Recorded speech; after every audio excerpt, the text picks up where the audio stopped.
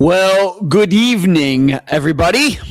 This is Unfound Live for what is today? April 6th of 2026. So 04062026. It's been a week since we last got together. And it's been a great week for me. I'm going to tell you a little bit about it. And then we'll get into the very interesting topics that I have picked out for tonight's show. And it's like as I always say, the items that are in the title for the live show episode are the things that are guaranteed to be covered. Everything on top of that is gravy. That's the way you should look at it. And as you can see, we have some interesting topics up there. While you are watching tonight, I hope you will give this show a thumbs up. I hope you will subscribe to the channel. If this is the first time you are running across the Unfound podcast channel on YouTube, I hope you will click down there in the bottom right-hand corner if you are, of course, watching on YouTube.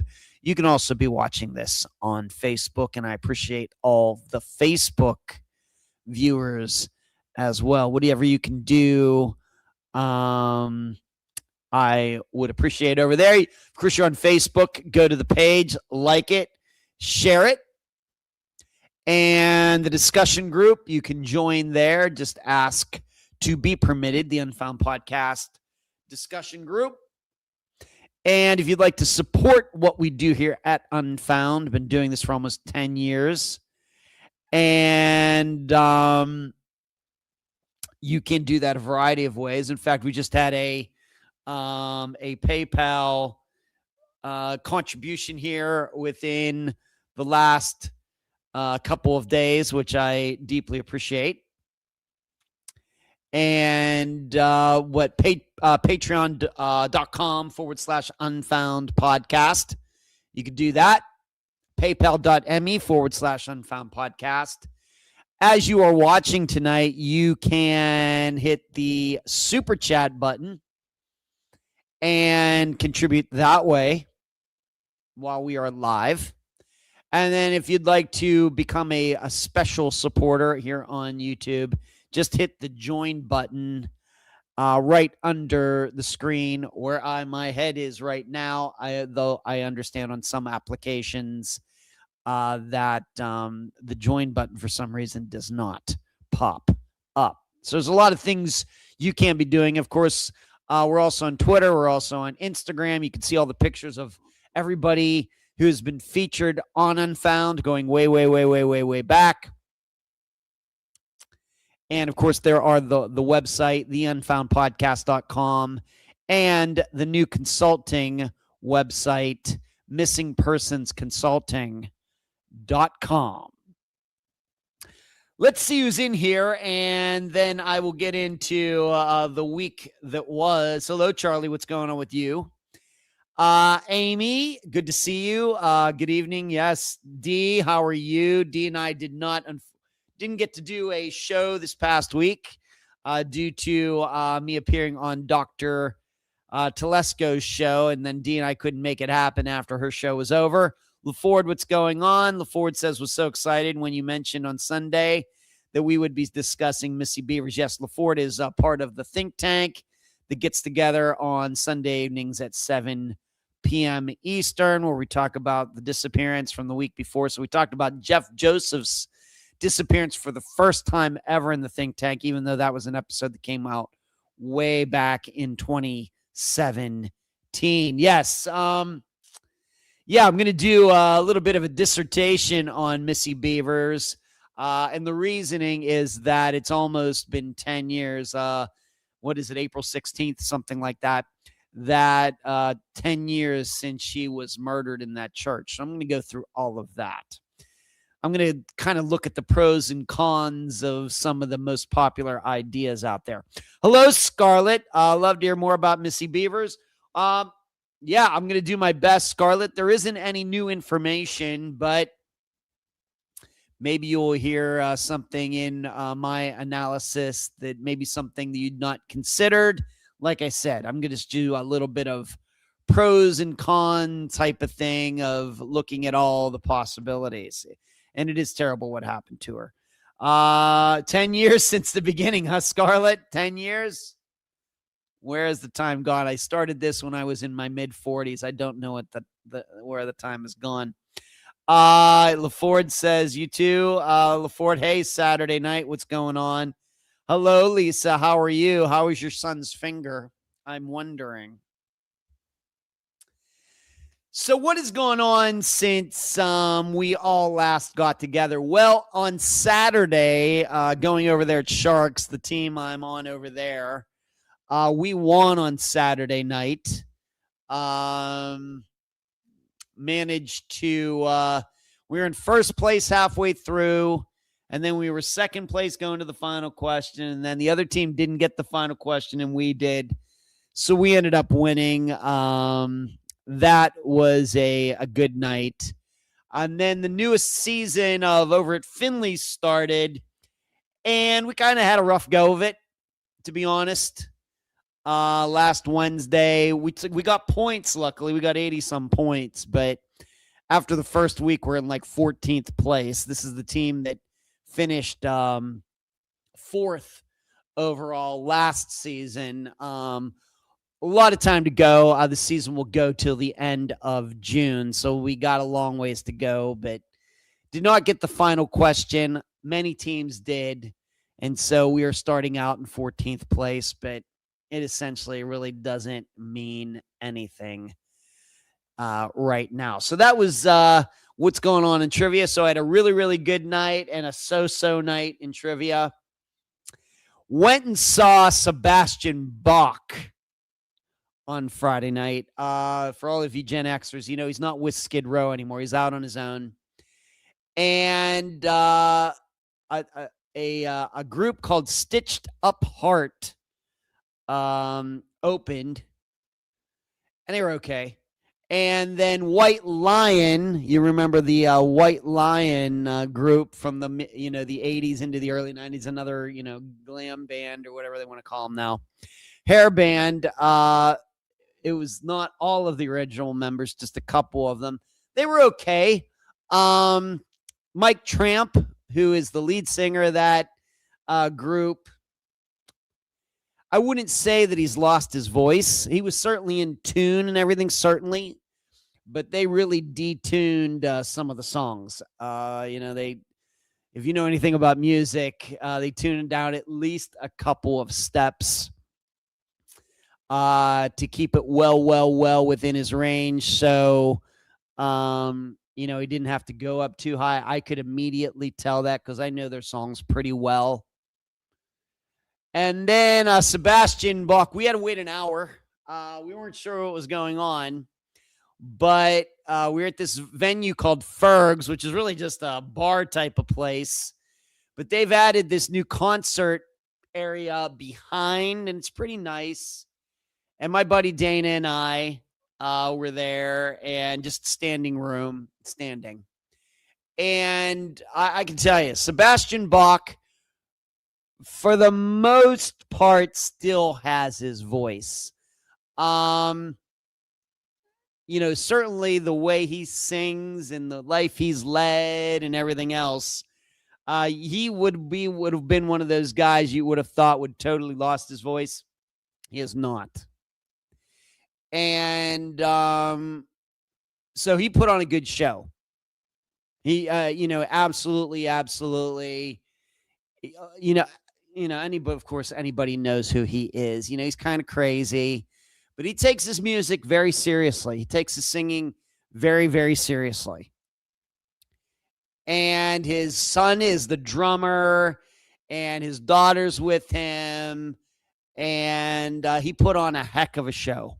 Like I said, though, there was like an hour span between White Lion being done and then him coming out. I don't know why, but he ended up doing his entire set. And he was great talking to the audience, cracking jokes. everything. I think he didn't start until like 10:30 or maybe 20 after 10, and he went close to midnight. So, he did a lot of the most popular Skid Row songs. And then he did an Ozzy tribute song of I Don't Know. And then he did some of the songs he does as a solo artist, and some of them are pretty good too. So it was really good. It was kind of the last second thing of me even deciding to go just a few days before that. And Dana was all up for it. And so we went down there, and I haven't been to Ferg's. It's down there right next to where the Trop, where the Rays play. The stadium got its roof ripped off during one of the hurricanes. There's a new roof on. In fact, the Rays opened up there today. My brother Brian was there. I wanted to go, but podcast work to be done. I haven't been to Ferg since maybe 2013. It's way down there in St. Pete, which is seems like forever from where I live, even though it's in the same county. But we had a really good time. He put on a great show. The next show I'm going to is Foreigner and Night Ranger. And that's in less than 2 weeks. That's going to be on a Saturday night right over here at the Sound, where I most recently saw Cheap Trick and Styx with my brother Brian. And that'll be in less than 2 weeks from now. I think, not sure who will be going with my buddy Dana or Brian. Still not sure about that. I'm sure Brian would like to see him come over here and hang out. So we'll just have to see. So going to a lot of concerts. Also have lined up Steve Vai and Joe Satriani.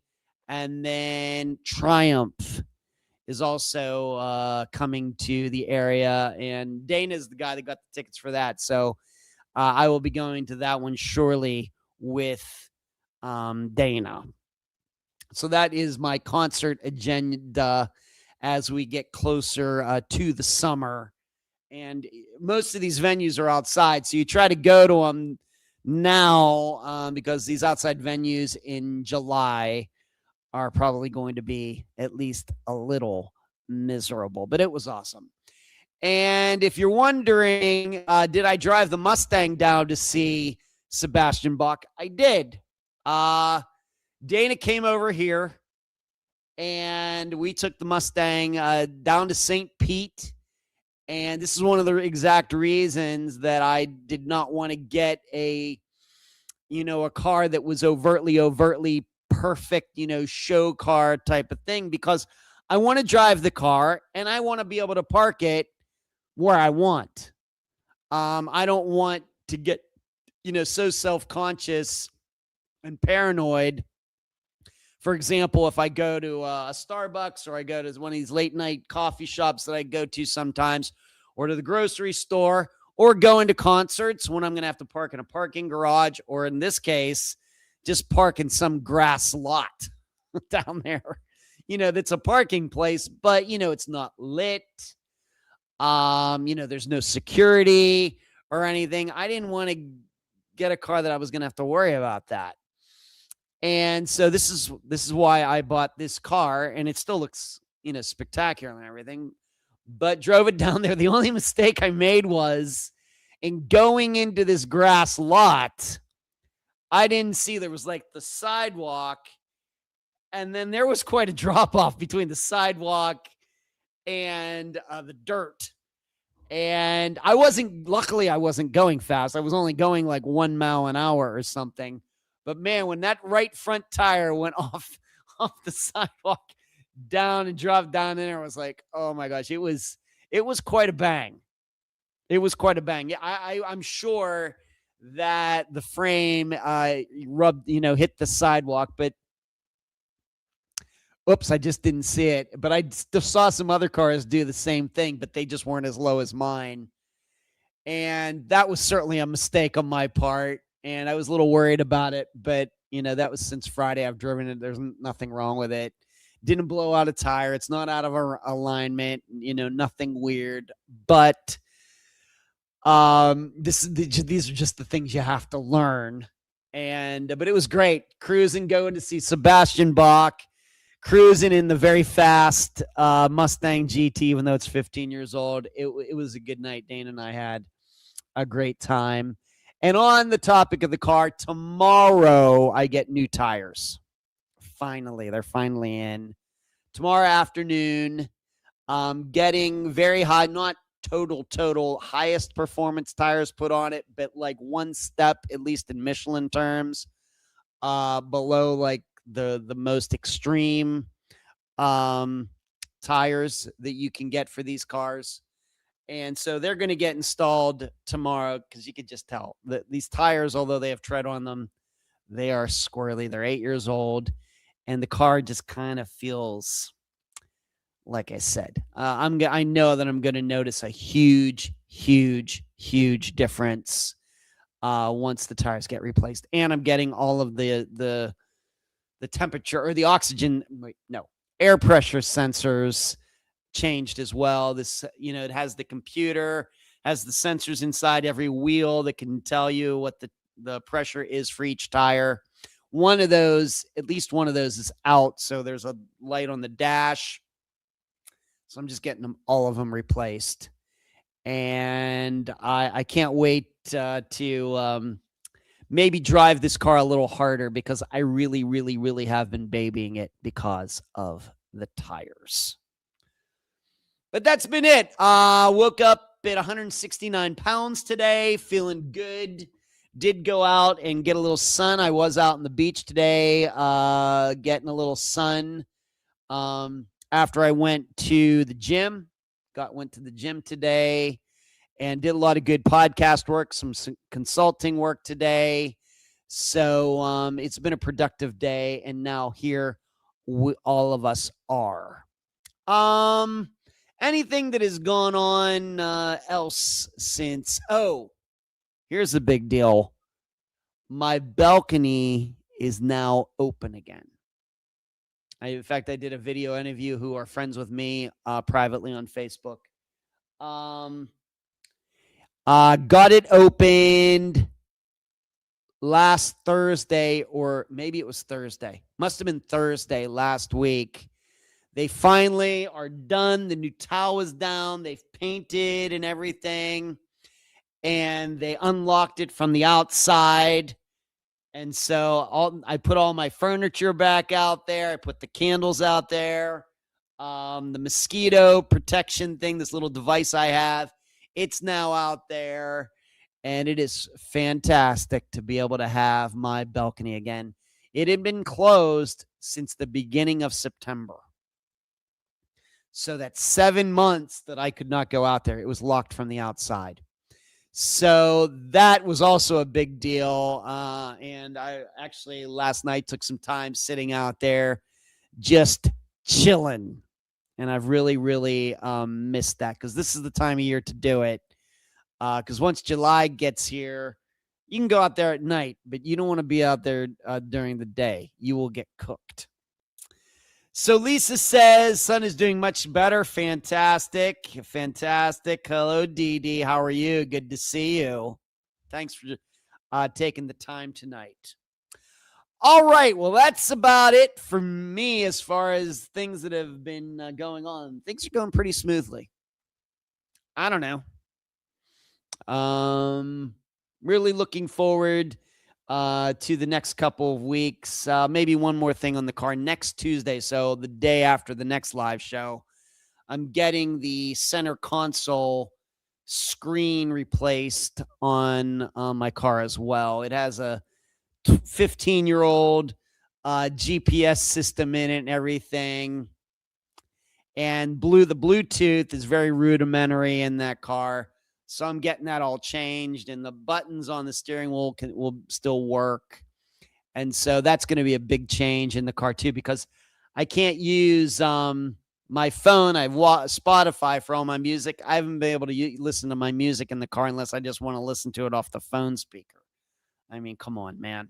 So that's going to get done next Tuesday, and then I will assess if there's anything else important that needs to be done to the car as far as maintenance and anything that needs to be updated or anything. But those were the first two things when I got the car and got to drive it back after buying. I was like, yeah, these tires need to go.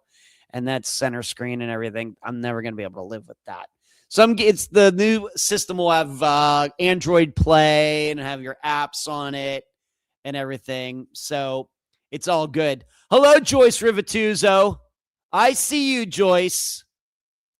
I see you. I saw you get in on up here. What did you say to me? Hello, Joyce. Hello, Ed. How are you? As you can probably tell, Joyce, I'm doing fantastic. I hope you're doing fantastic. I need to give you a call. We need to catch up.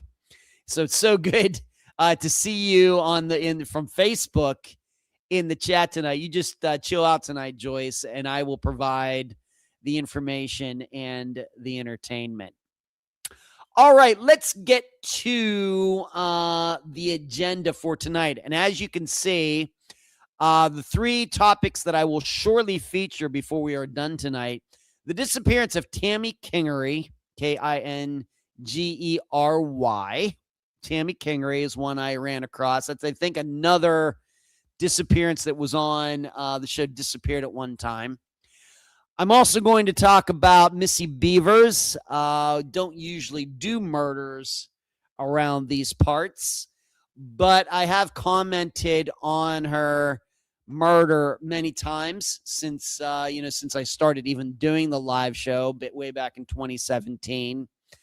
And right around, I don't know if I did it last year, but usually right around this time of year in April, I will pick out a time to talk about her murder and, assess it, or might even say reassess it as time moves on. Do our opinions on what happened change? Do the ways we look at her murder, do they change? And I think that's important to do because I do that with disappearances. I fully admit that there will be disappearances that were featured early on in Unfound's existence, and when I had one particular opinion, but now all these years later, 400 disappearances later, 570 episodes later, the fact is I look back at that particular disappearance and I may say, you know what, I think I got that one wrong. I think maybe it needs to be looked at this way. I think this is a very healthy thing to do. I don't think that this needs to be a situation where we are so rigid that we can't change our opinions if our thoughts change. You don't want to get into a situation where you're just going to stick to your position just because you said it 10 years ago. The goal is for resolutions. The goal is to be right. The goal is not to protect our egos.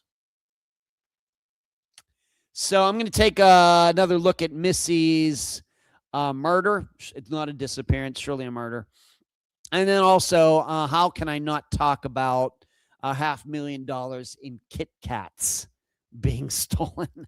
I got to talk about that. I mean, I've talked about some other heists over the years. You got to talk about a Kit Kat heist. I mean, who doesn't love Kit Kats? Yes, and I do mean the chocolate bar. Is it really a bar? Wafers or whatever you want to call it. Loved my Kit Kats for a long time. Good to hear from you about saying when you know you're wrong. So many people put ego first. Yeah. I want to be right, Scarlett, and sometimes that means changing my mind. It's very important for me, from at least as a professional, to be able to say, you know what? Here's why I changed my mind. Because in doing that, I believe I learned something, and I think all of you can learn something. And that's what we're here to do. D, I told you about it. Yeah, or the Kit Kats. D, maybe are you the one? Maybe it was you. I thought I might have happened upon that on my own, but D, maybe you were the one who first let me know about the Kit Kat heist. Maybe.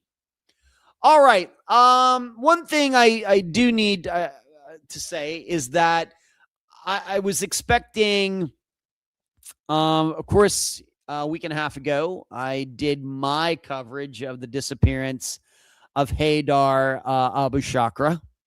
And you know that John Lorden has been working on it as well. And it was his coverage was supposed to come out, last week or early this week.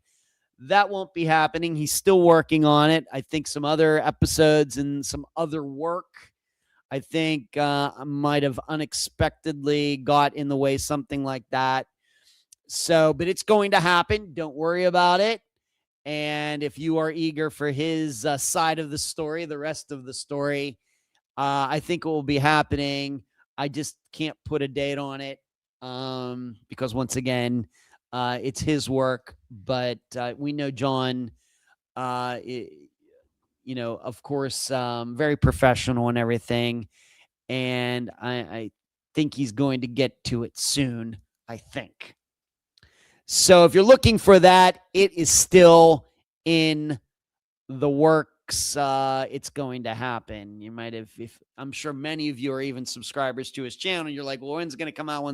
It's going to come out. Just got to chill. D says, yes, when they went missing, we laughed about it. Okay, right. Fishing. Hello, Fishing, checking in. Thanks, Fishing. What's going on? Great job you do. Job, J-O-B. Thank you. And Job, not Job from the Old Testament, Fishing. Great job. Thank you. I appreciate that. So the part 2 of the Abu Shakra disappearance, it's coming. Also, what is going on? I should have mentioned I did my taxes on Saturday. I finally got that out of the way. I'm actually getting money back. I'm happy about that. Did that on Saturday. That took up some hours. I hate doing them. They're not very difficult for me to do because it's the same thing every year. But,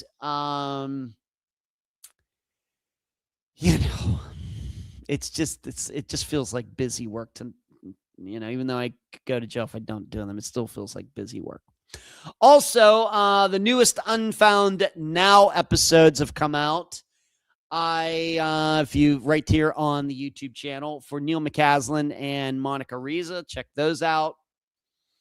And then something exciting that happened today that was a long time coming.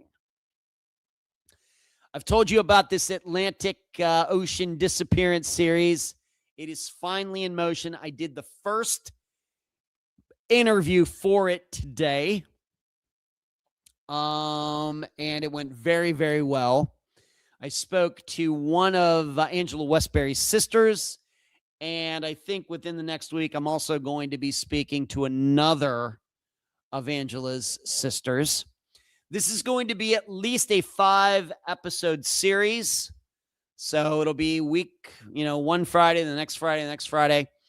And we're going to take a look at disappearances in the Atlantic centered around the disappearances of Teresa Hickman and Angela Westbury. I'm going to be interviewing my assistant, Eric, who has done most of the work on this. I'm really looking forward to talking to him about, how he went about the work and his takeaways from devoting a lot of time to it over the past almost year. And I'm going to interview an investigator from the Coast Guard. That's probably going to happen next week. And I'm also going to be going to talk to Lisa Molyneux, who is related to Tony Schwark. He went missing in the Atlantic Ocean back in the 80s, just a couple years after Teresa and Angela did. And so she's going to come back on Unfound as well. And we'll see if I can think of anybody else I need to interview. I'd love to talk to somebody in Teresa Hickman's family. Unfortunately, have not reached any of them yet, but I'm working on it. So that's going to happen. So after all these years of one Friday, one disappearance, this is going to be a series like you've seen others do, maybe over at the Consult. Of course, Payne Lindsay at Up and Vanished has done this. I'm going to do my first one. And these are disappearances that I've known about forever. And in fact, in interviewing one of Angela's sisters today, figured out that I've known her for almost 10 years. That's how long I've been interested in featuring, looking into these disappearances. And it's a good thing we waited, because a lot has come out, especially in the last couple of years, that had we done it earlier, had we gone and I just made it what we might call a regular episode back in 2017, 2018, 2019, then I think some things would have been missed. So, and maybe the Coast Guard wouldn't have been involved. So it would have maybe left at least a bit out of the entire understanding of the disappearance. So I guess maybe this is just the way it was supposed to be. All right, and one more thing. I think I'm going to start with Missy Beavers as far as the stuff in the title, the information in the title. But one more thing I do need to mention, if you didn't see it, officially, the remains that were found in Oklahoma, what's it been, like a month ago now, 6 weeks ago? It seems like yesterday, but it's been a while. The remains have been determined to be Molly and Colt. It is official. It's scientific. And so it is they. Those remains are of these two young people. Now, as I've already stated, but I'll state it again, when that information first came out, what's going to be interesting to me, we have to remember, it's been a while. Remember, it's been a while. And even, for example, with Tom Brown, he went missing in Thanksgiving 2016. His remains were found 2 years and some months later. A cause of death could not be determined. And that was only 2 years and some months. This has been a lot longer than that. So, unless, if it was foul play, unless it's something overtly obvious, we have to be prepared for the idea that they may never know how these two died. I have no inside information, zero. But just because the remains were found doesn't mean we're going to get all the answers to everything, to every question that's ever been asked about their disappearances. No matter if you think it was foul play, an accident, an overdose, whoever you think did it, or whatever else, it's very possible we may never know. Now, what's going to be interesting to me, as I've said before, but I'll say it again, anybody that missed it, I'll be interested to know how far these remains were from the car. 100 feet, 100 yards, a mile. That will be interesting to me. What also will be interesting to me is, were the remains close together? Were they separated? And if they were separated, by how far? If it's 10 feet, I'm not sure that means much. But if it's a quarter mile, then that could mean something else. And, what condition are the remains? Same condition. And it may be one of those things where if they can at least determine one cause of death for one of them, maybe then we can think that that was the cause of death for both of them. Maybe. So these are items, ideas that are on my mind now that we know that it's officially Molly and Colt. It's very sad. This ending does not surprise me. I'm not surprised that they were found in the general area of where everybody knew that they disappeared in the first place. That's not surprising to me. I think it is surprising to many people, not surprising to me. But that still doesn't mean we have anywhere close to all of the answers. So let's now move on to Missy Bevers. And like I said, starting out tonight, this is a murder that I've taken a look at least once a year. I think right around this time of year, although I don't remember if I did it last year, but I've probably talked about Missy Bevers' murder 3 or 4 times. And of course, this happened before Unfound even existed. Unfound didn't come into being until September of 2016. She was murdered in April of 2016. And if you're wondering what the exact date is, it's April 18th of 2016. Of course, early morning, 5 in the morning, something like that. And I didn't write down any of the details, but suffice to say, she had been hosting this yoga class at this church. I forget for how long. And maybe I read somewhere it was, if the weather was nice, it was usually outside or something. But being that it was kind of ugly that morning, it was inside, maybe something like that. But she shows up there that morning. Of course, she leads it. She's not a member of the class. She is the actual leader, the yoga leader. And so she shows up there first to go in. I guess she has a key or something to the church that was given to her.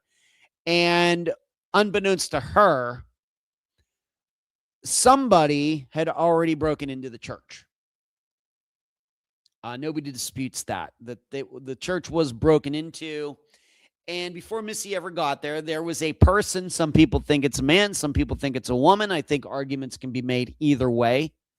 Somebody in what I would call police riot gear walking around inside the church as if the person owns the place. Not even trying, there's video cameras, and maybe most of you have seen these videos of this person just walking around, not trying to hide from the cameras. The lights are on. This person's just walking down the halls, not a worry in the world. Doesn't look like this person's in a hurry. Person kind of, I would call, meandering through the church. At least the video that's been shown to the public, it doesn't seem to me that they had any particular place that or room or office or anything that they were trying to break into, even though this person did seem to have some tools and was messing around with a door or, whatever else. And seemingly what happened is that Missy shows up and is getting ready for this class. And this person who was already in the church heard, saw, or maybe even expected Missy there. And this person went into where Missy was inside and killed her. And although I don't know if it's official that Missy Bevers was beaten to death with some sort of tool, object, not with somebody's fists. She wasn't strangled. The understanding is that she was beaten to death. And given the way this person was dressed and some of the implements and tools this person seemed to have on the belt or whatever, I don't think a bludgeoning or something like that should be a surprise to anybody. I don't think that Missy was shot. She was beaten to death by someone, and that is not in dispute. And it does seem that this person, this killer, was in the church alone. The video does not show any accomplices. There's still a question mark. Well, did this person have a car there? If Missy pulled in, why didn't she see that car? Did this person park in the back? Did this killer park down the street? Did this person actually really totally just walk to the church? These are questions, at least the public doesn't know them. And the only real big clue was that when they looked at some video of a building down the street, a car had gone through that parking lot earlier that morning. So I forget what time, 3 in the morning, 4 in the morning, or something like that. And so there is the idea, no proof. There is the idea that this person in that car, and I think it was like a Nissan Altima, and it had like some sort of sticker in the back window or on the bumper. This car, I don't think, to the public's knowledge, has never been identified. Has never been, a name has never been put to the car. I guess you couldn't see the license plate. this is just an idea. I don't think there's anything scientific that attaches that car to Missy Beavers' murder at all. Um, except to say, well, it's kind of strange that this car was going around in that parking lot and then Missy gets murdered like right down the street at this church. And as I've stated many times, when talking about Missy's murder, this is one of those cases where you have a woman, has her life, seems to be not, out there. She was on social media and everything, and running a yoga class and going in there. And you'd think the way this is all set up, this person, I would call the person who killed her to be overweight. The person has a unique walk, kind of maybe a bum knee or something like that. Just kind of a weird kind of way of walking. Riot gear, this church in Midlothian, Texas, kind of sitting by itself out there. This is one of those murders that you look at it just from the public point of view and you say, well, this is going to be solved in no time. We got the video, and you have an approximate idea of how big this person is, how tall this killer is, how this person walks. Well, surely riot gear or whatever the equivalent can be tracked down somehow. This is, unfortunately, of course, the person's wearing, I think, gloves and everything. You're not going to get fingerprints or anything, but you're thinking this is going to be solved in no time. Yet here we are. So, and you should also know that the way that Missy was discovered is, of course, the person kills her, takes off. Then one of the students, participants in the yoga class comes in and finds Missy murdered. Can't imagine that. Now, you might also remember that early on, Missy's husband was considered to be a suspect, and a lot was made of the way he walked. He did a press conference with some other people, and people were really analyzing how he walked. Well, he kind of walked like the killer and everything, but I think now everybody thought they were so dang clever back then. I think that now, 10 years later, I think we can dismiss those ideas. And in fact, I even remember, was he not supposed to be out of town or something? But there was an idea, well, did he sneak back in town? Did he really go out of town? So this becomes like a Suzanne Morphew situation all over again. Was her husband really out of town, or was he in town? And what kind of story he told? I think that Missy Beavers' husband had a better alibi than Barry Morphew did, I think. That doesn't mean that the husband still couldn't have been involved. He could have gotten somebody else to do it. But I have to be honest, at least the way I understand this murder, 10 years later, it all seems pretty, that angle seems pretty thin to me. What was also brought up at the time, could it be that Missy was cheating on her husband with some other guy? And I can even remember there was some guy's picture that was being passed around. And could it be that his girlfriend or wife found out about it? Could she have been the one in the riot gear in there? And she was pretending like it was a burglary when really this woman was waiting for Missy to show up because everybody knew Missy did this yoga class. Missy shows up and Missy gets murdered by, this other woman, allegedly her boyfriend or husband's cheating with Missy. Once again, that, to my knowledge, has gone nowhere as well. It very well may be that Missy and her husband had marital problems, but none of that has gone anywhere at all. So what I'm going to do now is try to analyze, well, why is it still unsolved? What are the possibilities? Why? murdered in a building. It seems like it was a protected crime scene. We have video. We even have the car down the street, if it had anything to do with it or not. We have the height, approximate weight of this person, a person that walks kind of weirdly. I'm guessing that the police got the full hello, who's the fell? How are you? I'm guessing that the police got the full cooperation of the person who heads the church, and if there's like a committee or something, I'm guessing they got the full cooperation of all of them. I'm sure that they figured out how this person broke into the church. And, had the church been getting any threats? Was there anybody who had it out for the church? This kind of sounds like Steve Pankey all over again. And still unsolved. So why is it still unsolved? What are the possibilities? This is what I'm going to do tonight. Well, first of all, and I like I said, my interpretation of what the public thinks about this is that it's kind of 50-50.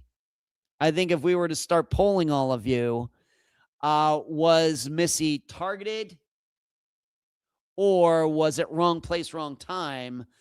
I'm thinking that would have a pretty even split, maybe not exactly 50-50, but it would be something like 60-40 one way or the other. It wouldn't be something like it's, 10%, 90%. This is this is me taking the temperature of the room on this. You may have a different interpretation of the way the public feels about it. But even in posting this tonight, somebody came, Missy had to have been targeted, somebody, comment. And I appreciate, I'm not here to argue with this person. To me, it doesn't have to be that way. Percentages, just general percentages, I would say, okay, yeah, victims usually know their killers. So I could agree with it from that standpoint, but it doesn't have to be that way. So what are the possibilities of why this is still unsolved? Well, maybe it's just truly random. This is a possibility. I know of no facts to dispute that. And when I say by random, I mean, okay, somebody just comes along, maybe knows about the church, knows maybe where they keep the money, or somebody has something against the church, doesn't even know who Missy Bevers is, never heard of her, never ran into her, nothing. Didn't know anything about the yoga class. I mean, 000, doesn't know anything. And this person just comes up with the idea, well, I'm going to break into this church and I don't want to be identified. So I know where to get some gear that's, to cover my features up and to make it so ambiguous that the cops will not be able to tell whether I'm a man or a woman. And I'm going to go in there and I'm going to, see if there's anything valuable in there. And then, of course, what happens? That person's going around there looking for valuable stuff, and Missy shows up. And this person's suddenly afraid, oh my gosh, she's going to see that I'm here. I don't have a time to get away. And even if I do, maybe she'll see my license plate number in the car that's parked out back. I have to kill her. I don't know who she is. I know that she's a blonde. It looks like she just pulled up. What's she doing? It looks like, is she going to be running some class? What is she doing? I don't even care. I need to kill her because she might be able to identify me. And that's what I would mean by random. Now, what are the pros and cons of that? Well, the pros, what could support that idea is, of course, it's still unsolved. And random crimes of any type, whether they're murders, rapes, burglaries, art heists, whatever else, random crimes are the toughest ones to solve. And in fact, they're still tough, even if you have DNA and fingerprints, If the DNA and fingerprints aren't in the system, then there's nothing you can do. So very well may be that it's still unsolved because it was truly, truly random. And it was done by somebody who doesn't live in the area, lives 3 hours away, and there's just no way to really connect that person or anybody in that area to Missy's murder. Now, the cons of that, once again, I'm not an expert on church break-ins, but my perception is church break-ins aren't that common. I think churches get vandalized. And of course, we do know of certain religions that are more targeted than others. But when you actually start talking about people breaking into churches and going around, hanging out, busting down doors, breaking windows, or whatever else was done, that sounds pretty rare to me. So that might be flying in the face of the randomness. That the person made it look like a church break-in because this person knew that Missy was going to show up. All right, so those, to me, are the pros and cons of this being a random crime, very simply. So, botched investigation. Now, I don't know anything about the investigation, but I would say that if this was a botched investigation, in fact, what I mean by that, there were facts existing at the time that the police muffed it. They had a touchdown pass right in their hands and they dropped it. If that is the situation, that would be news to me. And if it's true, it's not apparent to me the way I follow it. I realize there are people out there that are way more following it way more closely and maybe get on Web Sleuths every day or Reddit and talk about Missy Bevers' murder every day. I understand. But as a guy who's used to looking at just general police investigations, of course, usually regarding disappearances, I know what a botched police investigation at this point looks like. This doesn't seem like that. I think that they've been forthcoming. We know how many times in disappearances they don't want to put video out of the missing person for whatever reason. But in this one, of course, they put the video out of the killer walking around. I forget how many seconds it is, but it's a couple different angles. Of course, they don't show. And I've been told there is a video. I've read that somewhere. I don't know if it's an internet rumor, that there actually is video of Missy being murdered. So I've heard. Of course, that would not be made public. But could it be unsolved just because it's a botched investigation? There were things at the time that would have led them to the killer, but now that evidence has been lost, and now maybe you just can't get that stuff back 10 years later. Not apparent to me, but being that it's still unsolved, it's, the pro side of that to support that idea would be, well, it's still unsolved. You got the video, you got the location, you got the, you know what the murder weapon is and everything else, and you still hasn't been solved. Well, maybe it's been botched. The con of that, not supporting that idea, would be that, like I said, it seems that the police have done what they could do. Not perfectly. They're humans. Probably mistakes have been made. But it seems they got out the word. It does seem to me in that area of Texas, everybody knows, everybody they should be watching out for.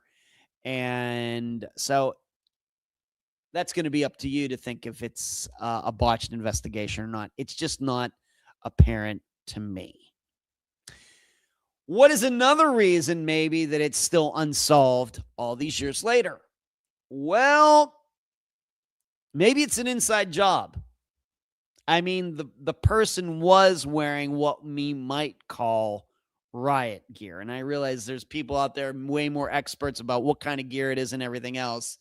Was it real gear? Was it fake gear? Was it like a helmet that used for paintball and everything else? People have really gotten into, and people are in there, people that are into that stuff, just like I'm into plane crashes. Was it an inside job? Is it possible that the reason it hasn't been solved is because there might have been somebody in local law enforcement who might have provided the riot gear, not knowing what this, maybe a son, let's just say, of a cop didn't know what the son was going to use this riot gear for. And next thing you know, a woman's dead and the killer was wearing riot gear, and the cop has a son and he knows what happens and then he's going to cover it up. I don't think there are any facts to dispute that. I'm not here to think poorly of the Midlothian Police Department or any other police department in the area that may have played a role in the investigation of this. But on the other hand, we have certainly featured some disappearances on Unfound where police officers are the best suspects. We can't deny that. Out of 400 disappearances that have been featured on this podcast, at least over 10 of them, police are the main suspects. And that, starts with Robin Abrams, of course. So it's not crazy to think that maybe it's not been solved because there was some pushing of buttons and pulling of levers behind the scenes. Now, what would support that, once again, being that it's unsolved, when I think the general perception is it should be solved. And also what would support that, a lot of police officers have tried to commit all sorts of crimes, including murder, and tried to get away with it, and some have gotten away with it. In fact, when you hear about the murder, of course, of Tupac and the murder of Biggie Smalls, it's now accepted information that police officers were involved and did those murders. Something I think that might have, the general public might have rejected when they happened. Now, all these years later, it's just accepted. But of course, the points that would not support that, it does seem a little fringe, little out there on the fringes of the bell curve. And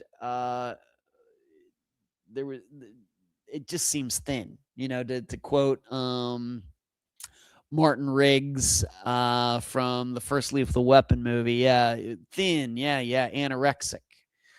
And it just seems that way to me.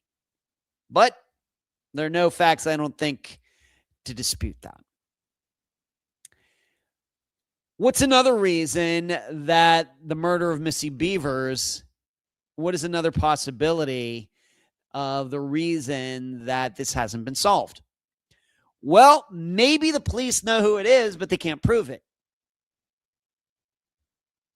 And if that's the case, that's certainly something that is not publicly apparent.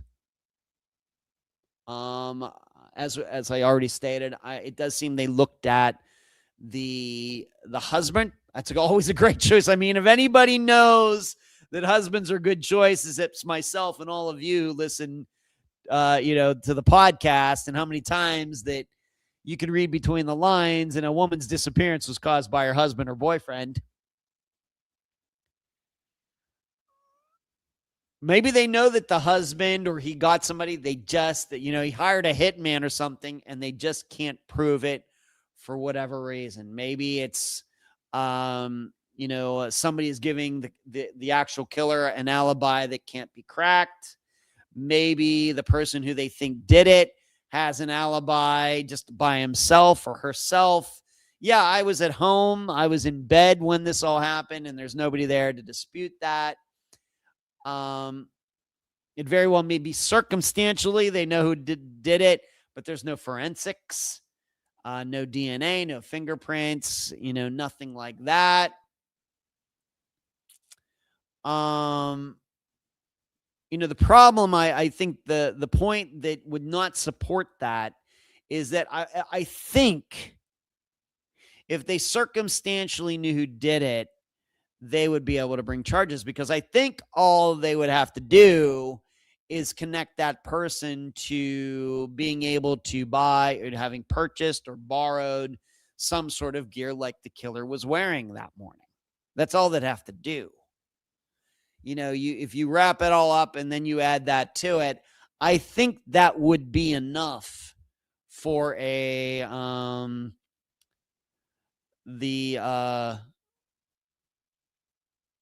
for the police, to circumstantially kind of push them over into the ad. I think that would be enough for a jury to say, yeah, I mean, what are the odds that this person has this going on? And then on top of that, oh my gosh, this person borrowed riot gear from a friend like a week before that. I think that would be enough. I mean, how many people out there in the world are borrowing riot gear or whatever you want to call it? I call it riot gear. I realize it could be something else. That's just what I'm calling it. So we have to be open to that they know who did it. And the fact is, there's a lot of that goes on even today, even with social media and GPS and everything else. A lot of this still comes down to circumstantial evidence, as we know with many of Unfound's disappearances, where we can say, yeah, we're pretty sure that guy did it, but and of course, that's what Tad Tobias, the nobody guy, specializes in. But even here, we know the woman is murdered. She is dead. It's not like disappearances where it's like maybe at least a little bit of a question mark. And they still can't bring charges. So, the pros of that, this happens a lot. The cons of that would be,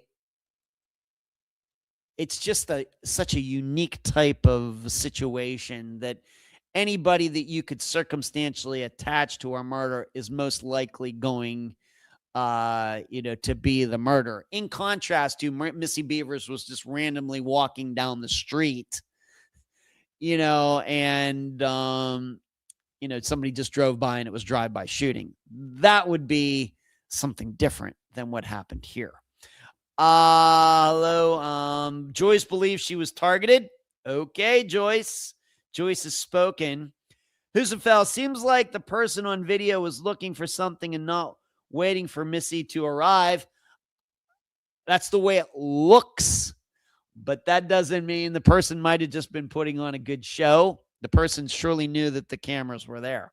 Rockford, hello, Rockford. What's going on?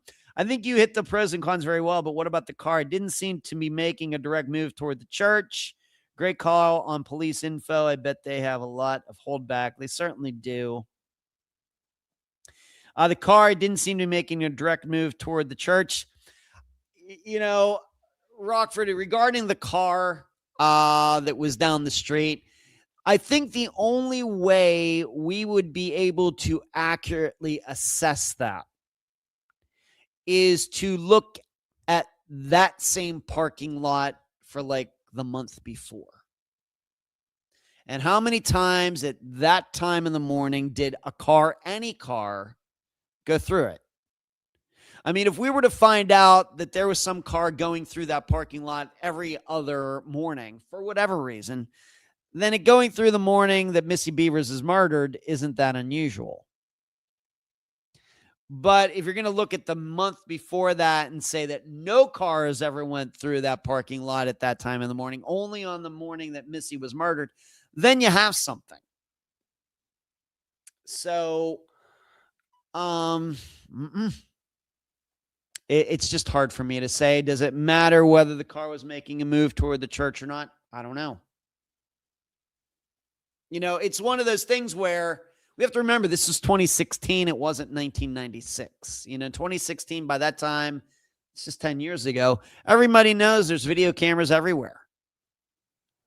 And that is certainly something that has to be factored into this, that obviously the person who did this, whether it was planned or not, knew that the church had video cameras on the inside. And this person knew, I need to be so clothed and masked that not only cannot anybody tell, who I am, but they can't even tell what gender I am. To think that that kind of person would then turn around and make the mistake of driving his or her car by a video in another parking lot, it seems unlikely to me. So it's one of those things, this person, one way or the other, did not want to be identified. But I'll come back to that when I do my own analysis. So, and what is the final possibility? Well, how about this? Maybe it's just too good of a crime. Those happen. I mean, we have a lot of unsolved murders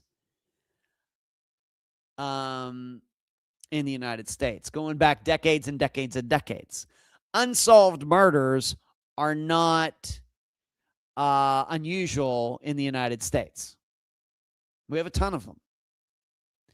And so when you look at it through that lens,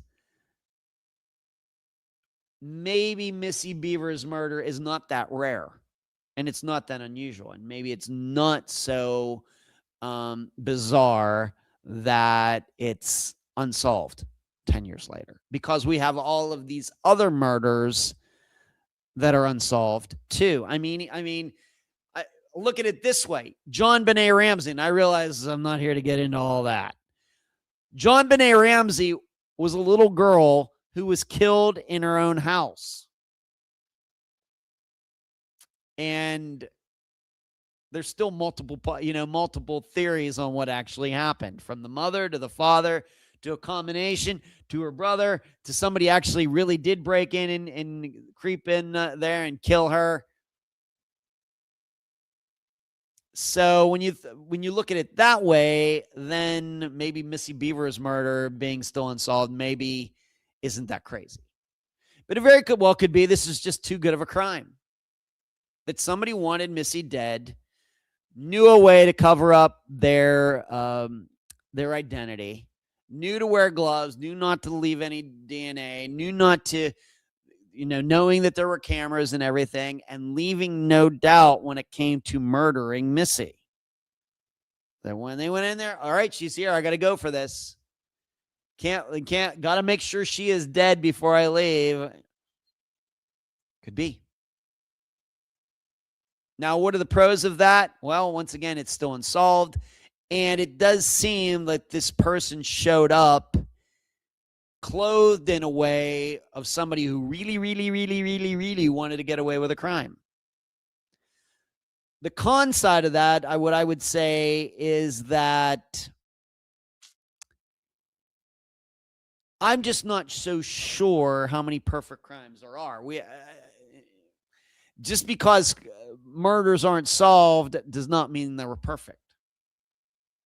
Certainly we can look at and in terms of pre-DNA and post-DNA. We are now in the DNA age. We look at a murder from 1980 that went unsolved until DNA came along. Was that a perfect murder? And, somebody, of course, a lot of these killers end up being dead. They're identified 30 years later. Was it a perfect crime? They managed to live the rest of the years. Nobody knew who did it. Not even any theories. You find out the police didn't even know who the killer was at the time. And then DNA comes along and shows that John Smith killed Jane Doe in 1970. So was it a perfect crime or wasn't it a perfect crime? Is it perfect because the guy gets away with it or dies before he can be charged with it? Or is it not a perfect crime because eventually he was proven to have done it? This is how we have to think of these things. And it very well may be that we look at Missy Beavers' murder right now as being, man, it's a perfect crime, 10 years and video and everything else. And nothing, nobody's been charged with anything. And it very well maybe 10 years from now, it's been solved. And of course, then it's not a perfect crime anymore. Rockford Fair, I'm a bit influenced by the Aaron Stoner video work. Yeah. I'm not sure, if it really was certainly something, then as I've stated many times, on my work regarding disappearances, I think video for the most part is so overrated. I mean, think about it. How many missing people have been featured on Unfound who were seen on video still missing? Kyle Fleischman, of course, you know that one well, Rockford. Kyle Fleischman didn't help at all. So video analysis may be a little overrated. Roosevelt. Seems like if you can identify the car arriving and leaving, you would be, well, they don't have that. What they have is a car being identified in a parking lot down the street. But does that mean anything? That's why I was saying we'd have to know how often cars were in that parking lot down the street to really gauge whether that means anything. It only seems to mean something to people because it's that morning. You can't do it that way. We need a full picture of what usually went on at that time of the morning, maybe for a month. We have to fully understand the traffic in that parking lot for a while before we can make any strong conclusions about that particular morning. It's no different. I walk out my, or I'd go out in my balcony in the morning and I see a naked woman running down the beach. That would be crazy. That would be like, oh, wow, that's interesting. And I would think, man, that's weird. But then what if I went out the next morning and she was running naked? And the next morning after that, then it's like, oh, she does this all the time. It ceases to be a unique occasion. That's what I'm trying to say here. What do I think? Rockford, funny. I was just listening to your Lorenzo Holmes Unfound Now on my computer this morning, and you listed overrated videos. One of your 3 points, he was the Juno. Yeah. They had video of him going over the side of the cruise ship. Couldn't find him. Yeah, it's overrated. It's overrated. Lots of crimes have been caught on video, still unsolved. My thinking is this. We have to think of it this way. How many people could have really, really, really, really wanted to kill Missy Bevers? I know something, jilted, a jilted lover, or, Joyce writes jealous spouse. Could be. But how many of those could have been in Missy Beavers' circle? And how many of them could have been built like that? I would think very, very few. Right? As has been pointed out, the way the person walked and the size of the person and everything else. How many people could have wanted to kill Missy Beavers? She wasn't a podcast host. She probably, I'm not saying she was a perfect woman or anything, but how many people could have really wanted to kill her? Really, really just bash her in?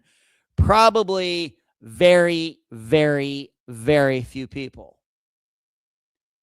And so being that it's still unsolved 10 years later, I have to say, I do not think that this had anything to do with, no offense, Joyce, but a jilted lover, a jealous spouse. I think that would have been solved years ago. The video, did the person, if we're going to look at that car that's down the street, did this person have that type of car?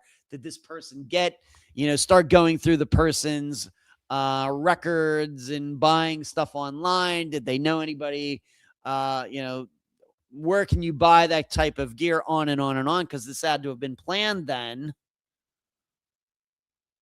Remember, this would not be some professional hitman killer. So I have to tell you, even though I know, victims usually know their killers, this is a situation that I do not believe is the case.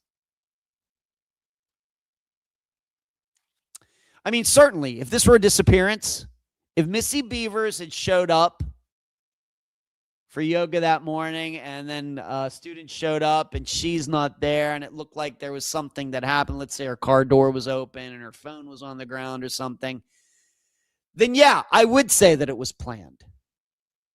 The problem I have is that I just don't think anybody would, on top of everything else, I don't think anybody would plan a murder this way. All right, here, guys, here's what we're going to do. I want Missy Beavers dead. So here's what we're going to do. We're going to break into that church where she hosts, has yoga classes. We're going to break in and I'm going to get riot gear and I'm going to get there early and I'm going to mill around the church pretending like I'm looking for something. And then when Missy gets there, I'm going to go to where she is and I'm going to beat her to death. To me, this sounds like the worst plan in the world. Now, granted, if that was the plan, it's worked for the last 10 years, but I just can't see somebody who really wants to get away with a crime thinking, yeah, I'm going to do it that way, because there are so many things that can go wrong when there would be so many other easier ways to do it more assuredly and get away with it. Simply put, I mean, it is Texas. She shows up, you drive by, boom, she's dead, right beside her car. There. How about that? What you do when you put that all together, well, if I don't really get away with this, they're going to be able to maybe track where I got the riot gear. Am I really, really going to be sure that the riot gear, or whatever you want to call it, is going to be good enough that it's going to hide my identity? Can I really be sure that Missy is going to be the only one there that morning? What if she has some overeager student that likes to get there early? What am I going to do then? How do I know that maybe my car that I'm going to use to get there and I'm going to hide, how do I know that that's not going to be seen on video, on and on and on? Once you start thinking this out, you can see there are so many flaws in planning a murder out like this. Because once again, we have to admit, if you think it was somebody that knew Missy, then it was planned out. And this person wants to get away with it. I just think in the thinking about this, somebody would say, yeah, this is too complicated. This is crazy. I'm going to get caught in a day. Just can't see anybody planning this like this. So I have to tell you, I am still of the idea that this was wrong place, wrong time. And I will even go to say, I think they are totally, totally off in who they're looking at for this murder. To me, and I think I've said this on a live show before, to me, that killer looks like he or she, I think a he, is doing some sort of role playing, some cosplay or something. It's like dress up. Because you look at the way the person is walking through, it's kind of, like I said, kind of lumbering, meandering, getting things off their belt, messing with a door, going, trying to bash a window in, everything. It just looks kind of fake. And that would, I know that would say, well, then, yeah, they were faking it because they were waiting for Missy to get there. No, I think this was some kind of teenager. I think that this was some kind of overweight male teenager who was doing some sort of, like I say, role playing, pretending, cosplay, something like that. And that is why it's still unsolved. This person is in there, really wasn't in there to steal anything. This would be no different than, some kids, I don't know, sneaking into a school to steal stuff or something like that. But this kid got caught, didn't know anything about Missy Bevers. And then, oh my gosh, somebody's here. I'm going to get in trouble. I need to kill this woman, even though she doesn't know who I am, probably can't identify me. And I think that's why it's unsolved. I think that they've been going too much toward the adult angle, the jilted spouse or jilted lover angle. Was she cheating on her husband? Whatever. And I just think if it were that, it would have been solved by now. I think the perpetrator was somebody totally outside the normal demographic of what we would think of something like this. And I think Missy just was in the wrong place at wrong time, of somebody kind of in a pretend mode doing something inside that church. Rockford, contrast with Liz Barraza, another unsolved Texas case from around the same time where the killer showed up at her house. That looks like more targeted to me. Yeah. Once again, still unsolved. Video, overrated. I mean, you even have the vehicle. They even know what the stickers are. They even know what kind of truck it is. They even have the stickers on the vehicle and everything else. Still unsolved.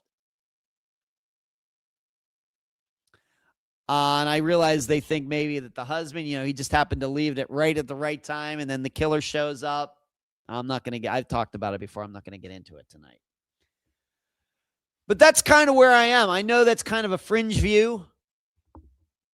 And when I say teenager, I mean like a 16 or 17-year-old, maybe even a young man of that age, maybe with some, learning disability of some type, maybe a bit autistic, maybe a little bit antisocial,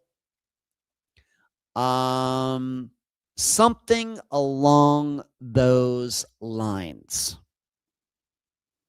And then what I would put on top of that maybe the guardian or parent of this kid figured out what the kid did, and because the kid maybe has some issues, that this person is covering the whole thing up.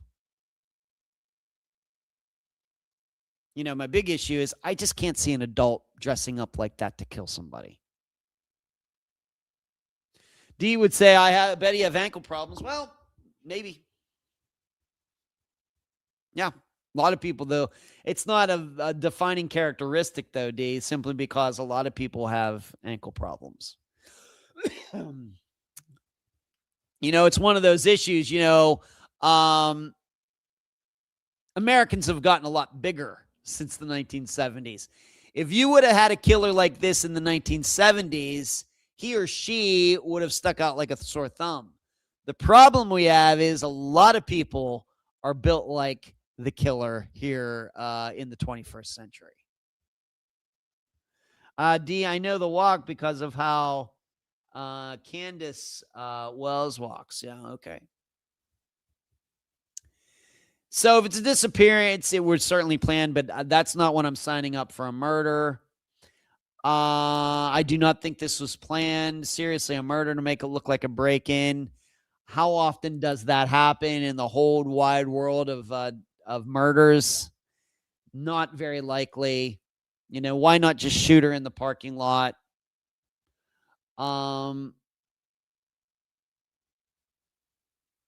My impression, break-ins at churches aren't a thing. So that's why I said this could have just been some kid playing around. No different than somehow some teenagers these days break into cars, not because they necessarily want to technically steal the car and sell it or part it out. Kids break into cars and take them on joyrides just to go on a joyride, and they ditch it when the gas runs out. And this is the way I view the murder of Missy Beavers. But to use that stolen car as an example, these kids stole a car, but in the process of stealing a car, they did a hit and run. They hit a pedestrian and killed a pedestrian and kept going.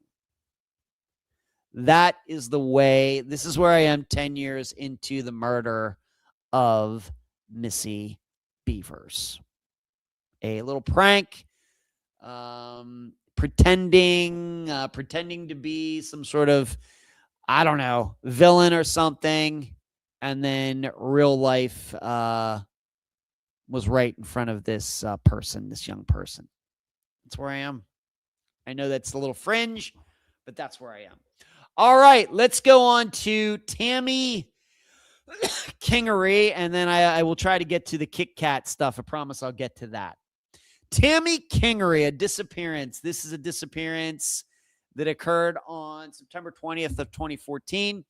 And I think something that we can take away from this disappearance and looking at it is, when is the man said disappearance actually true?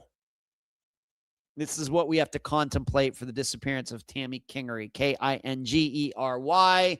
She is on the Charlie Project. She is on NamUs. And in fact, I think there is something on Wikipedia about her as well. On the morning of September 20th, 2014, Tammy Kingery went to work her shift starting at 7 a.m. Her coworkers there say she was agitated about something, uncharacteristically raising her voice in conversation, and checked her own blood pressure 4 times, finding it high. They urged her to calm down as her agitation was keeping her heart rate high.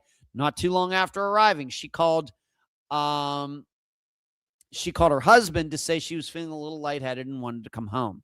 Since she did not feel up to driving, he picked her up at 8:30 a.m. So she was only at work for 1.5 hours, and she left her car at her work and brought her home, where she changed into her pajamas and laid down to take a nap.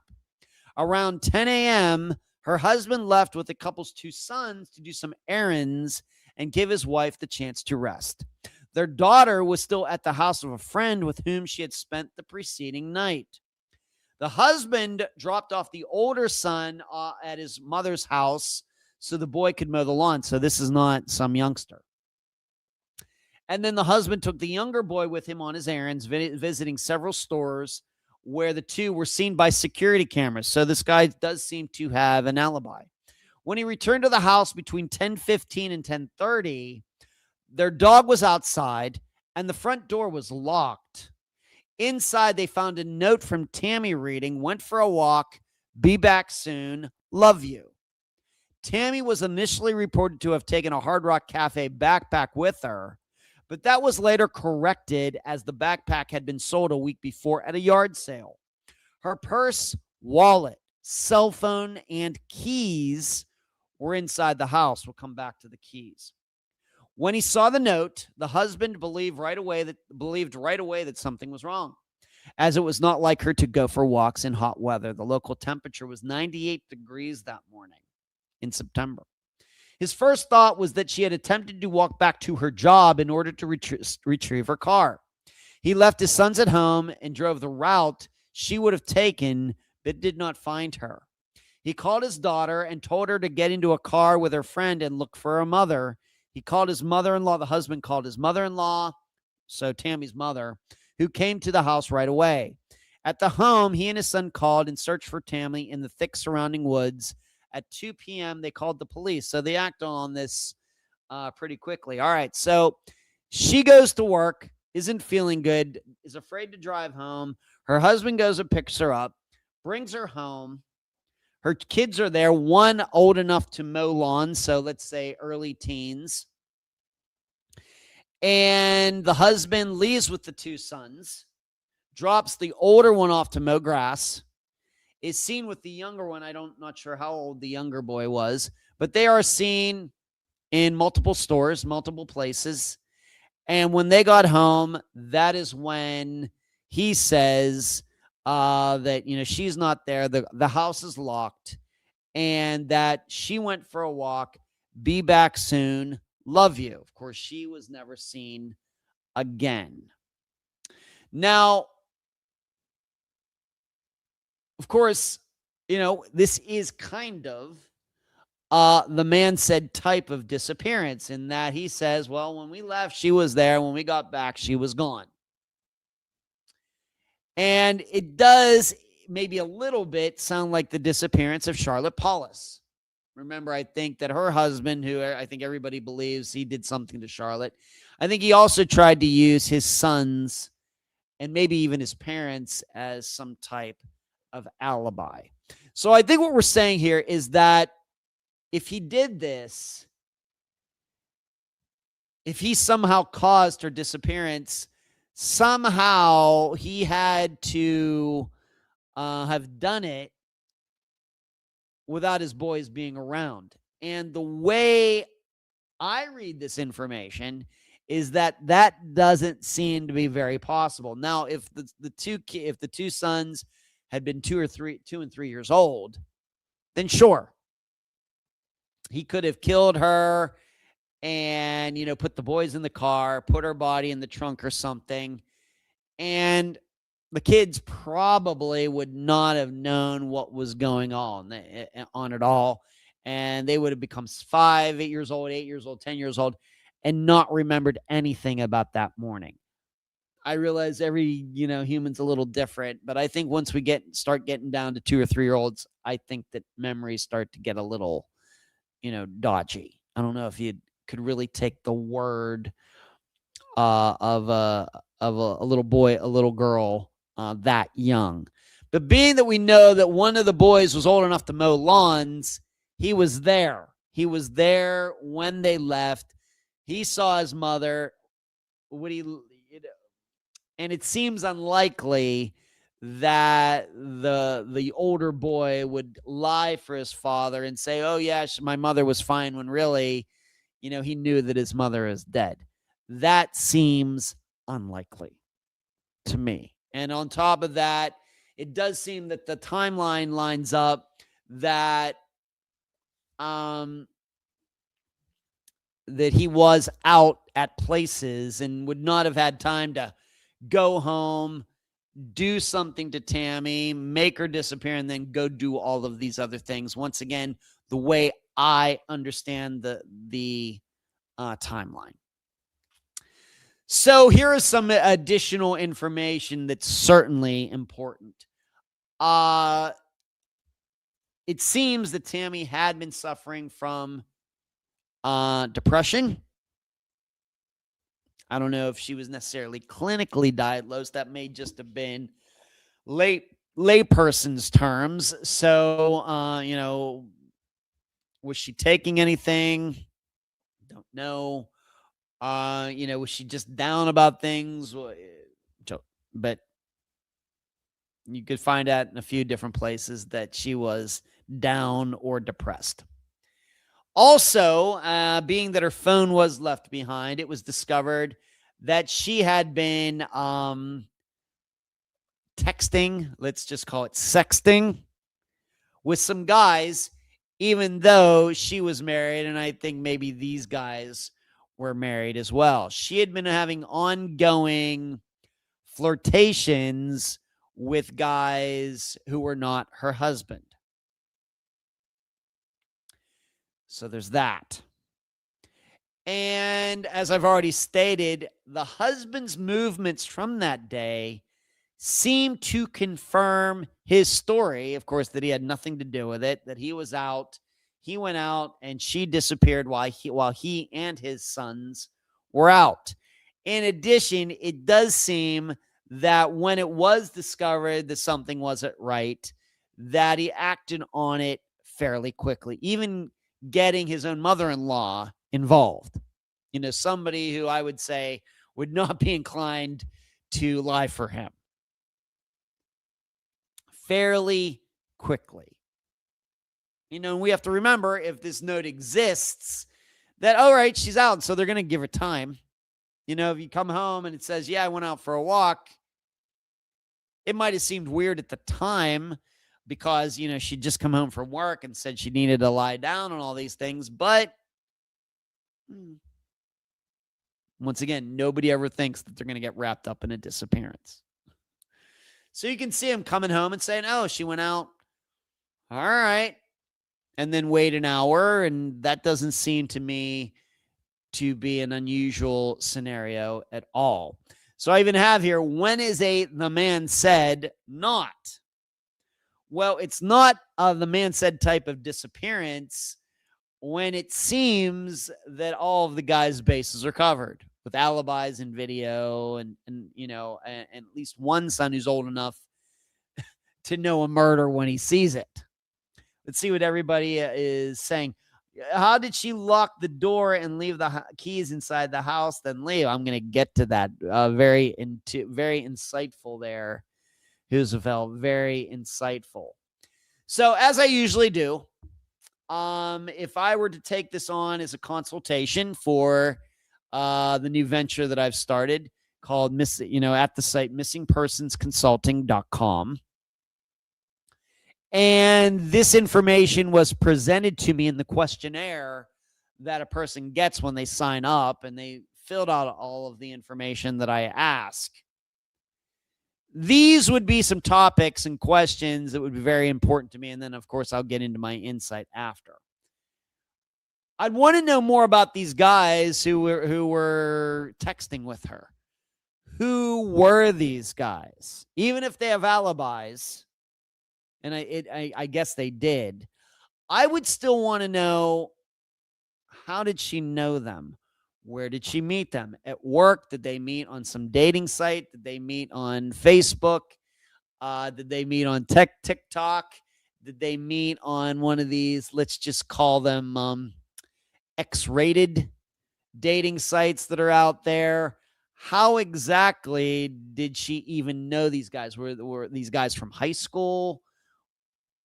This might help, because we have to remember, just because, let's just say they found two guys texting with her in her phone, that doesn't mean there weren't more guys. So if we can find out how she knew these guys, then it might lead us to thinking about, well, are there more guys or are there not more guys? Is it really just two, or should we be open to the idea that there are more? Once again, just because a lack of being able to find information doesn't mean that information doesn't exist. I'd also want to know about her habits for walking, whether she's sick or not. Did she often go on walks?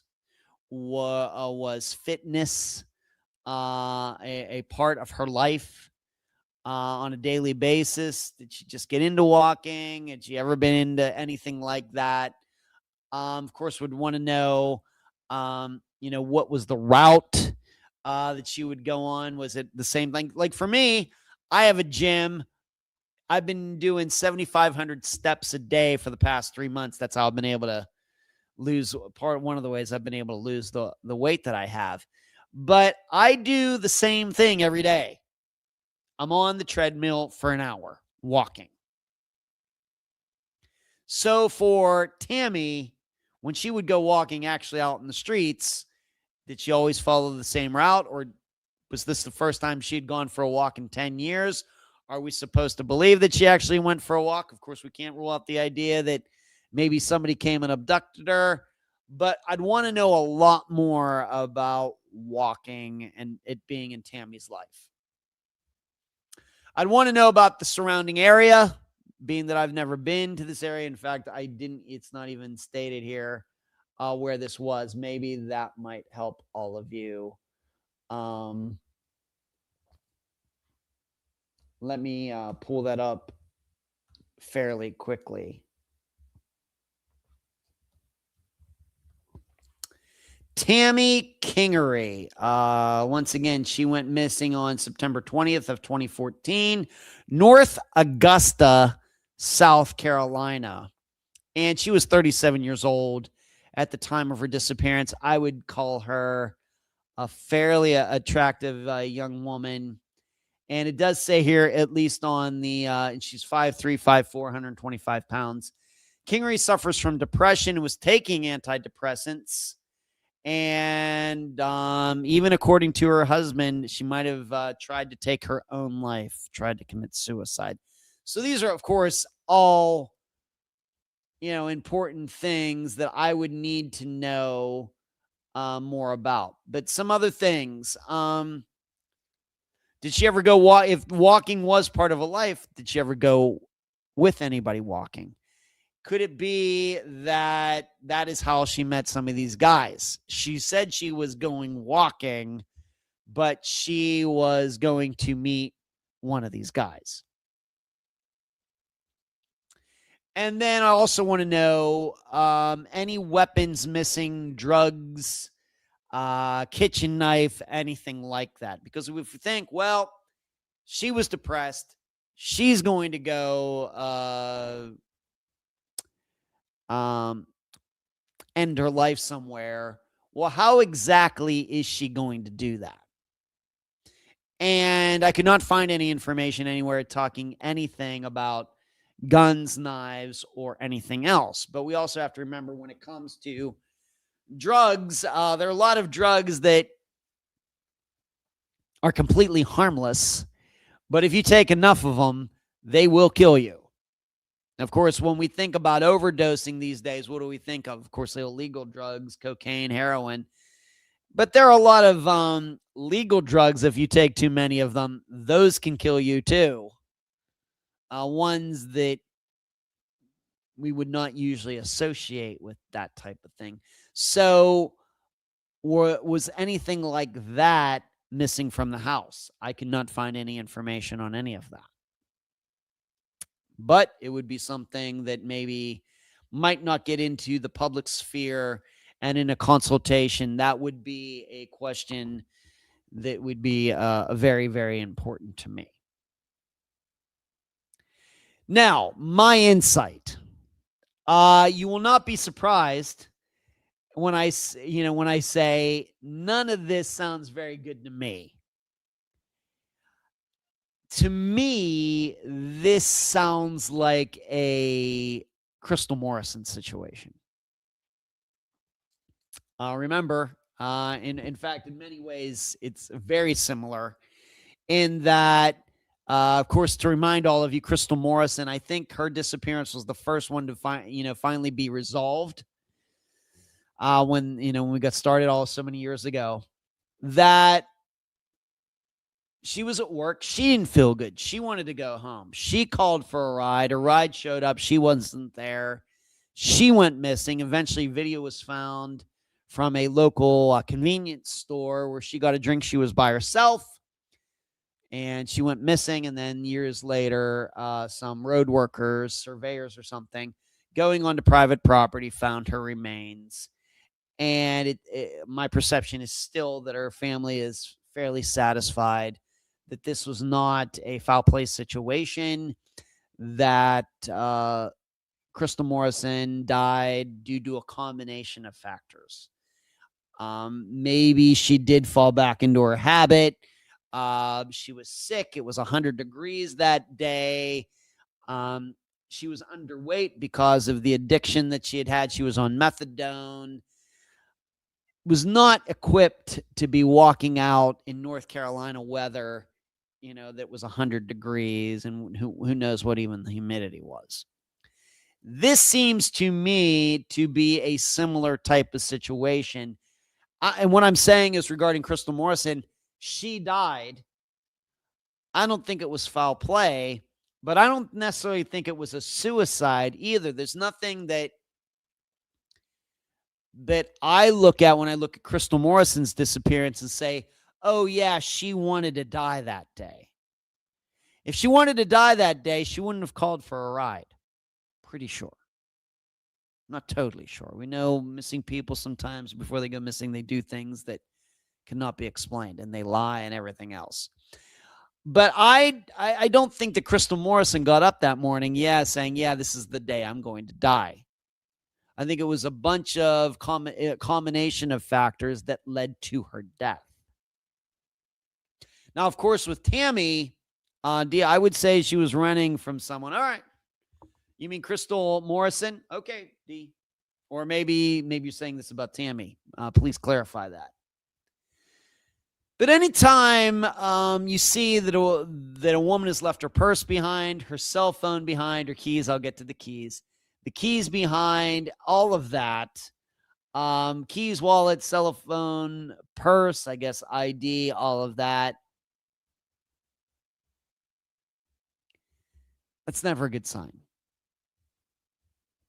At the very least, going on a walk, you'd think, she would take her phone. You'd think. Now, the note. The note, here's how I look at that. Well, she said that she went for a walk. Why would she leave a note and everything? Well, here's the way I look at that. And a lot of my insight into suicides and people killing themselves comes from a documentary about people who jumped off the Golden Gate Bridge. There's actually a documentary about that. And what you find out is, a lot of times people don't know that they're actually going to go through with it till they get there. And I'm sure, maybe not every day, but surely throughout each year, there are people who show up at the Golden Gate Bridge, are down, depressed, thinking they get there thinking, yep, I'm going to jump, I'm going to kill myself, but they get out there and then they change their mind for whatever reason. And in fact, they interviewed a guy who actually jumped from the Golden Gate Bridge and lived. And what he said was that on the way down, it's the way I remember it, as soon as he left the deck, as soon as he went over the railing, and of course it's pretty high up and he has a long time to think about all this, as he was going down, he thought, why am I doing this? All these problems in my life are fixable. And of course, he was lucky that he lived. And so, of course, I'm left thinking, you know what? There are a lot of people that jumped off the Golden Gate Bridge who also had that exact same thought. Oh my gosh, what am I doing? All these problems are fixable, and they die. I mean, that has to be one of the most tragic things. I can't believe it. I want to kill myself. I want to jump off this bridge. As soon as they leave, it's like, wait, hold on a second. I can get out of this debt, and no, I can do this. And then they're dead. It's so sad. So with the note and her saying, I went for a walk, I love you, I'll be back. The way I would look at it is that, and I am inclined to believe that this was not foul play, that she did write this note. But I think she wrote the note thinking, you know what? I'm thinking about doing something bad to myself today. But when I get to the spot where I'm going to do it, I don't know if I'm going to have the courage to do it. So I don't want to write a suicide note because I might not commit suicide.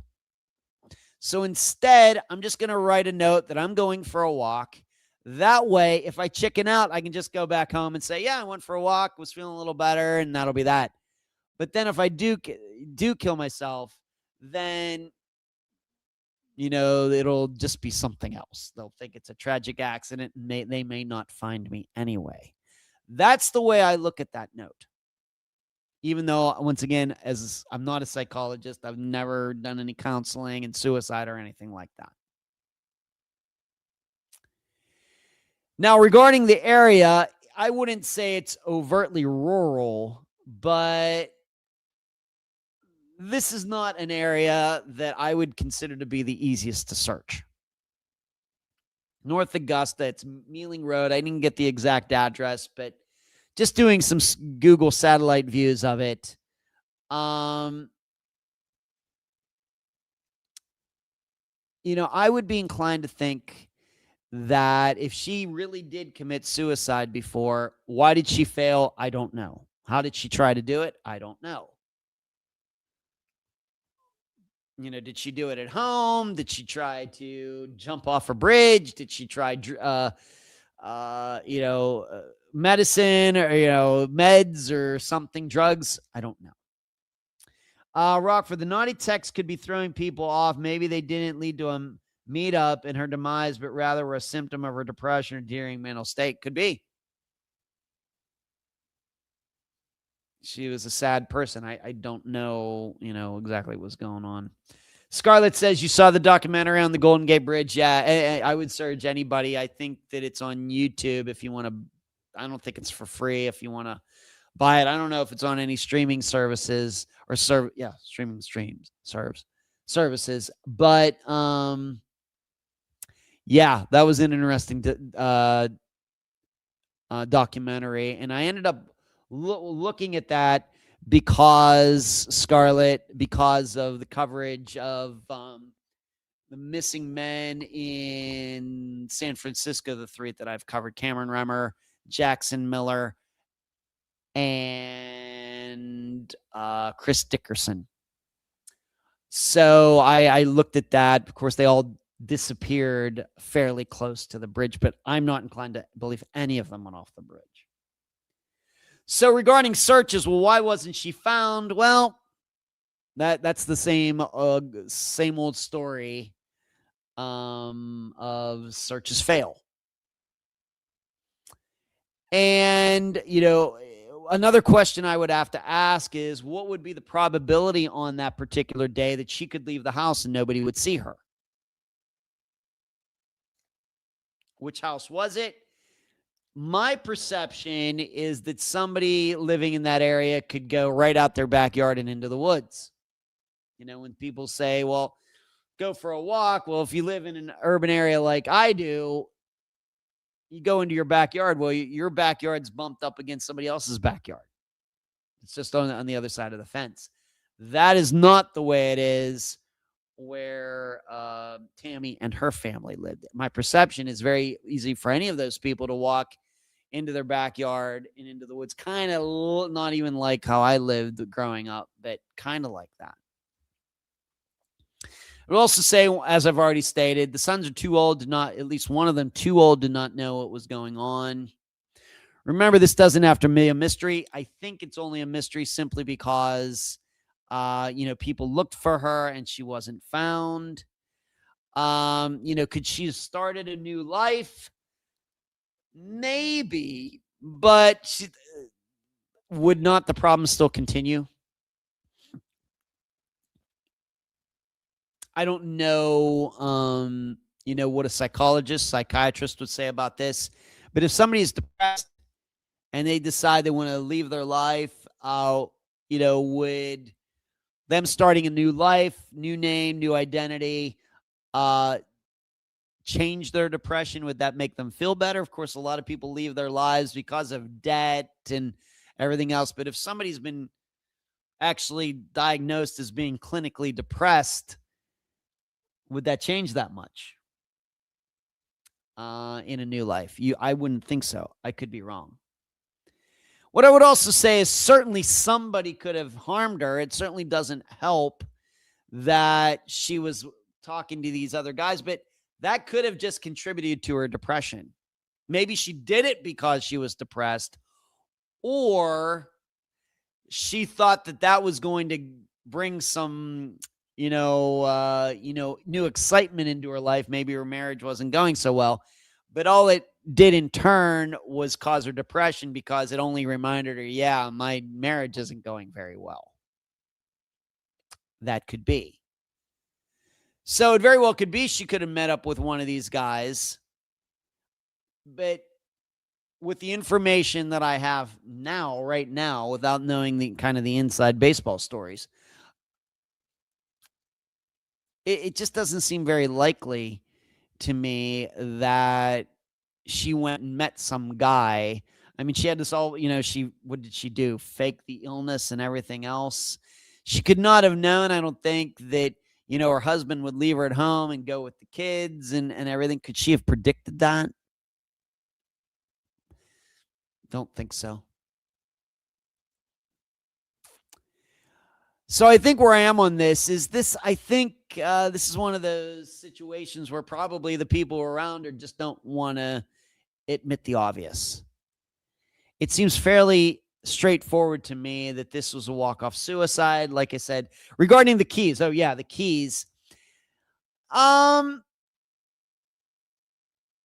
is that being that somebody brought it up, is this maybe just a situation where did they have a garage? Is it possible she walked out the garage and there was a button on the outside that closed the garage door?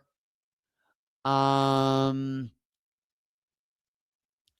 you know, it does seem tricky. And they even brought it up. Well, how did she leave and lock the door if the door was locked? And well, I guess there are other ways. I know it sounds tricky, but this, as I usually find out sometimes, things are left out of coverage of disappearances that maybe are left out on purpose just to make them, really good mysteries. And even so, I just, it does seem something that's tricky with the keys, but I think that if I were to talk to the family, somebody, maybe your husband, if we're inclined to think that he didn't have anything to do with this, that we would probably come up with a pretty good explanation.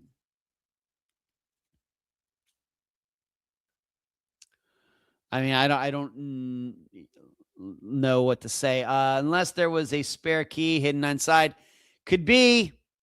I mean, I agree with you. Yeah. How does she leave, lock the door, and the keys end up being back inside? Well, maybe that door was always locked before, and she went out some other way. I know that's not the most satisfying answer, but like I said, I think in my experience, after almost 10 years, 400 disappearances, you run into things like this that are public. And then when you really start questioning a family member behind the scenes, as we do as we get ready for an interview, you find out these things aren't as tricky as they were made out to be.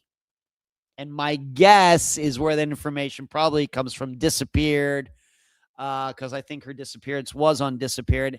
And I probably saw that episode, but I don't remember it.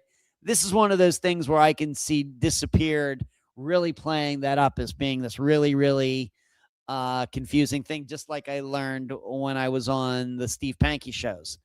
They certainly played out some things that really are not that sensational. So I think that's where I am with the keys. I think Tammy Kingery walked off and committed suicide somewhere. She was depressed. I guess she had committed suicide before.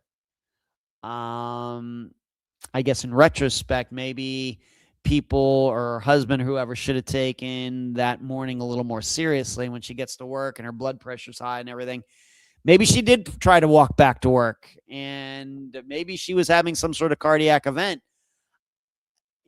I think she's dead. Does it matter how she died unless it was a murder? Maybe she had a heart attack. Maybe it wasn't a suicide. But I just don't see foul play as being very likely in this at all. Lisa, unless it's a deadbolt, it's easy to lock the door by turning the thing on the doorknob, right? Yeah, it is. It just depends. Yeah, and Lisa Husafel is agreeing with you. We've covered disappearances like this before on Unfound, and these kinds of disappearances do get solved, and rarely are they foul play. I think I can say that with a lot of confidence. One more thing, need to talk about the Kit Kat heist. And I don't have time. It's already 11 o'clock. Kit Kat stolen. Will they be able to track them down? This did not happen in the United States. It happened in Europe. They were being transported, I think, from Italy to Poland. And at some point, the truck got hijacked. $500,000 worth of Kit Kats, but they weren't regular Kit Kats. They were a special mold that looks like a Formula One racing car, so they're fairly unique. And I found it very interesting on how they can even track something such as candy and the identifying numbers on the boxes and everything else. So right now in Europe, they have a way that people, if they buy any of this candy that looks like this, they can look at the little numbers inside the wrapper and go onto a website and put the numbers in to find out if these are part of the stolen batch. They can even track Kit Kat bars these days. It's fantastic or crazy or really kind of scary. I don't know. I guess the big question is, did whoever did this plan to steal the Kit Kats? I mean, was it targeting? It doesn't seem to me like these Kit Kats, even though they were special mold or whatever, were that valuable, like collector's items or anything. Who knows? I don't know. This isn't a Brinks heist, with money and jewels and everything. It's hard for me to imagine that it was targeted because of Kit Kats. It very well could just be this is a gang mob type of thing. And, of course, they're trying to make money off anything. D, I told Cash not to take them. That's funny. I love Kit Kats too, D. Charlie, Formula One fans are passionate. That's true too. Yeah. Could be somebody found an inside angle regarding this, but I'm going to guess this is no different than the mob back in the day stealing cigarettes and whatever else. But I'll try to keep my eye on this, and if any of these Kit Kats end up being found, it'll be interesting to figure out how they track them in all the different countries or where they are found. And it would certainly be really, really interesting if some of these Kit Kats are found in the United States. All right, this Friday, I talked about this already last Monday, but for sure, this Friday, this is surely the episode. And that is Tanner Sharp. He went missing from Colt, California on April 25th of 2010. His sister Summer is the guest. I will be doing a map video for this disappearance. It's relevant, certainly, because Tanner's car was eventually found, and we'll go through that. And as I stated last week, this disappearance could be connected in some way to one of the most well-known novels of the 20th century. And I will get into that in my summation of the case. I'll explain. It comes up, of course, in the interview, but I will go even a little deeper into it in the summation after the interview plays, so everybody truly understands what I'm talking about. So this Friday, Tanner Sharp, for sure. Colt, California, April 25th, 2010. His sister Summer is the guest. Went a little long, 3 minutes long tonight. What are you going to do? Got talking about Missy Bevers and Tammy Kingery. The time goes by so fast. Check out the website, theunfoundpodcast.com. If you need any missing persons consultation, missingpersonsconsulting.com. If you need some, if you know a family that needs some, point them in that website's direction. I'll do what I can for them. That's all I have for you tonight. Keep your heads on swivels out there. Do not become a topic of conversation on my podcast. Charlie, say hi to your sons for me. And we'll do this all again next Monday. Good night.